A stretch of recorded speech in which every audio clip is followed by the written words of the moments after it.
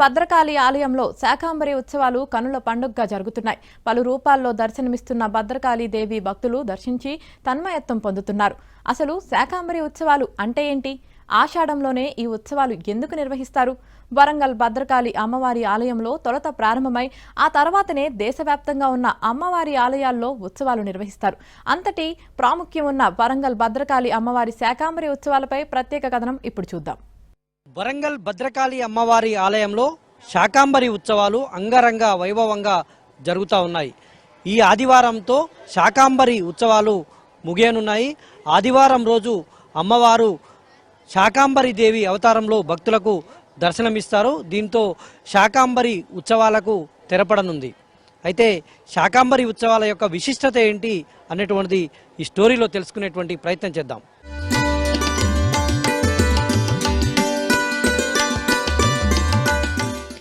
ప్రపంచానికి శాకాంబరి ఉత్సవాలను పరిచయం చేసిన ఘనత ఓరుగల్లు భద్రకాళి దేవాలయానిదే.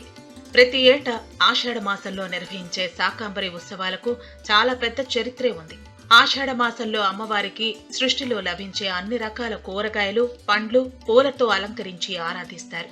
ఇలా ఆరాధించటం వల్ల సర్వసుఖాలు సిద్ధిస్తాయని, చేపట్టిన అన్ని రంగాలలో విజయం కలిగి కోరికలు నెరవేరుతాయని, అమ్మవారి కరుణా కటాక్షాలతో సర్వశుభాలు కలుగుతాయనేది భక్తుల ప్రగాఢ విశ్వాసం.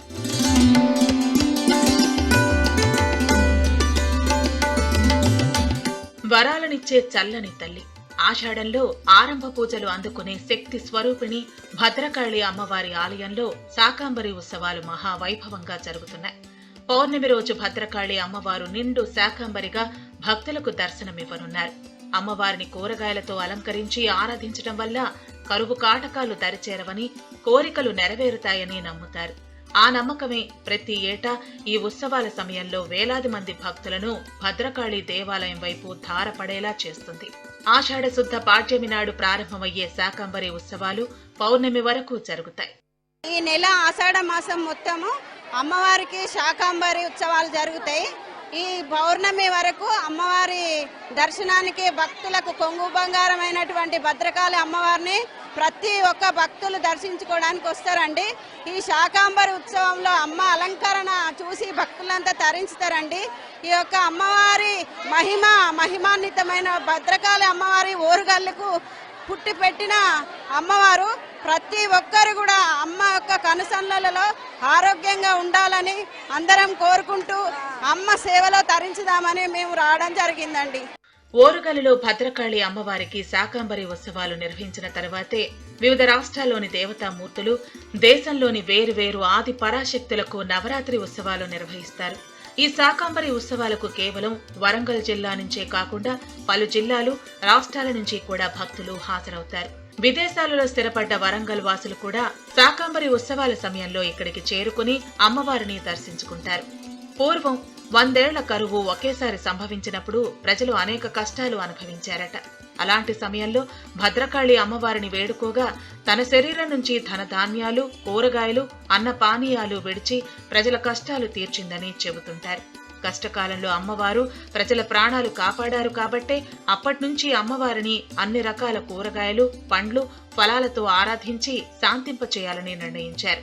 ఈ క్రమంలోనే శాకాంబరి ఉత్సవాలు ఆనవాయితీగా కొనసాగుతున్నాయి.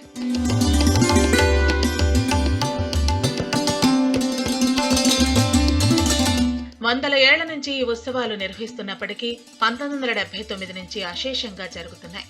వరంగల్లోని భద్రకాళి దేవాలయంలో శాకాంబరి ఉత్సవాలు ప్రారంభమైన అనంతరం విజయవాడలోని కనకదుర్గ అమ్మవారికి శాకాంబరి ఉత్సవాలు నిర్వహిస్తారు. పాడ్యమి రోజు ప్రారంభమైన శాకాంబరి ఉత్సవాలు 21వ తేదీన పౌర్ణమితో ముగుస్తాయి. పక్షం రోజులు 15 అవతారాలలో అమ్మవారు అనుగ్రహం కలుగుతుంది. ఒకసారి 100 ఏళ్ల కరువు వస్తే మునీశ్వరులంతా అమ్మవారిని ప్రార్థించారు. ప్రార్థిస్తే ఆమె ప్రసన్నమైంది. ఆమె శరీరం నుండి పలు విధములైన శాకములు, అన్నపానామృత ఫలములు ఆవిర్భవించి లోకంలోని కరువును పోగొట్టింది. ఆమె కంటి నుండి స్రవించిన జలధారలు భూమండలమంతా, మన నదులు, నదీ నదాలు, హ్రదాలు, సరస్సులు, మన సముద్రాలు అన్నీ కూడా జలకళతో ఒప్పారాయి. అప్పటి నుంచే ఆమెను శాకంబరి అన్నారు. ఈ శాకంబరిని ఎవరైతే ఆరాధిస్తారో అన్నపానామృత ఫలములు అక్షయంగా సంప్రాప్తమవుతాయి. భద్రకాళి ఆలయంలో నిర్వహించే దేవి శరన్నవరాత్రి ఉత్సవాల కంటే ఈ శాకాంబరి ఉత్సవాలకు చాలా విశిష్టత ఉంటుంది. కేవలం సేంద్రియ ఎరువులతో పండించిన కూరగాయలు, ఆకుకూరలను మాత్రమే అమ్మవారికి నైవేద్యంగా సమర్పిస్తారు. ఈ ఉత్సవాలకు చాలా ప్రసిద్ధి ఉండటం వల్ల విఐపీలు, ప్రముఖులు కూడా అమ్మవారిని దర్శించుకుని పరవశించిపోతూ ఉంటారు. కన్నుల పండుగగా జరిగే ఈ ఉత్సవాలను కనులారా తిలకిస్తున్న ఊరుగల్లు ప్రజలు పులకించిపోతున్నారు. ఈ ఉత్సవాలకు అధికారులు ప్రత్యేక ఏర్పాట్లు చేశారు.